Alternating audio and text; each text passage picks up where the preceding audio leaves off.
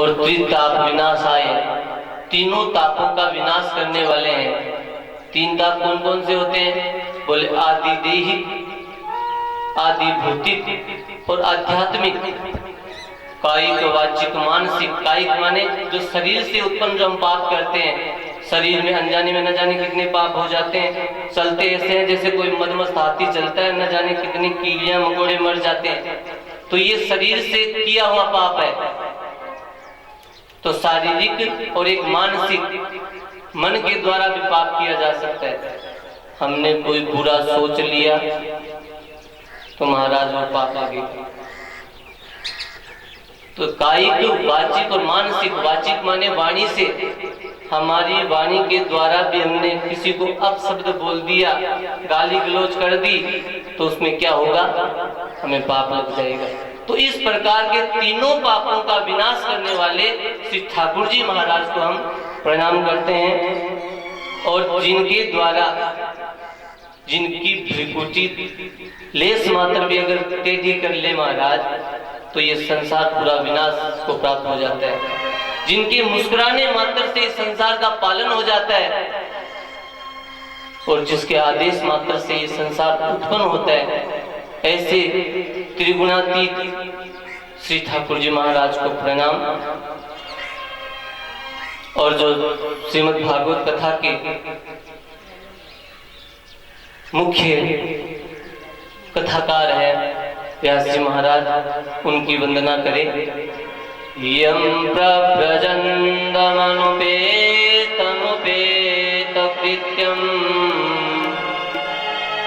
द्वैपायनो विरह कातरया जुहाव पुत्रेति तन्मयतया तरवो विनेदु यं सर्वभूतहृदयं मुनिमानतोऽस्मि। मुख्य वक्ता श्री सुखदेव जी महाराज को प्रणाम, जिन्होंने जन्म लेते ही महाराज संन्यास ले लिया। ऐसे श्री सुखदेव जी महाराज की हम वंदना करते हैं।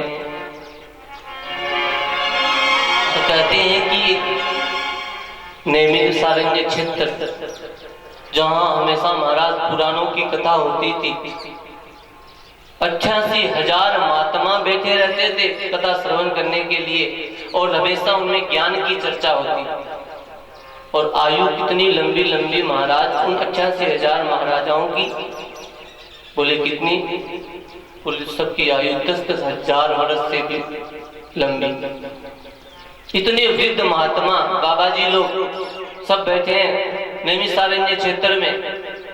पुराणों की कथाओं की विधा है नैमिषारण्य क्षेत्र। उसी समय एक 18 वर्षीय बालक आया। समस्त महात्मा खड़े हो गए स्वागत के लिए। हमारी संस्कृति भी कहती है अगर कोई बड़ा आदमी आ जावे तो क्या करना चाहिए? अपनी जगह से खड़े हो जाना चाहिए। तो जैसे ही वो 18 वर्ष का बालक सूजी महाराज उस मंडप में आए नैमिषारण्य क्षेत्र में, समस्त जो 10-10 हजार वर्ष के महात्मा थे महाराज खड़े हो गए। अब बड़ा प्रश्न उत्पन्न होता है मन में, क्यों जी 10-10 हजार वर्ष के महात्मा इतने बड़े बड़े उस 18 वर्ष के बालक के आने पे खड़े क्यों हो गए?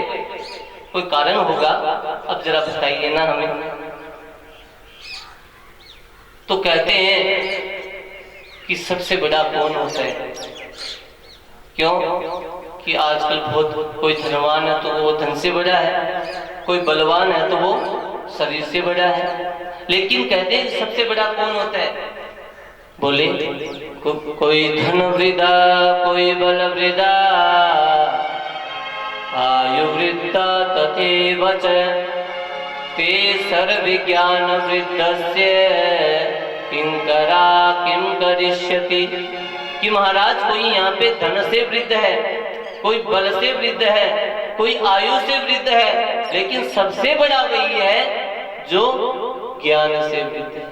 प्रेम से बोलो जय श्री कृष्ण।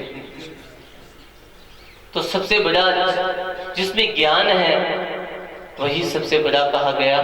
तो कहते हैं कि सूत जी बहुत ज्ञानी थे, समस्त पुराणों के जानकार थे, वेदों के तत्व ज्ञाता थे सूत जी महाराज। जैसे सूत जी महाराज पधारे, ऋषि मुनियों ने उनका स्वागत किया। महाराज पधारिए, आपका स्वागत है।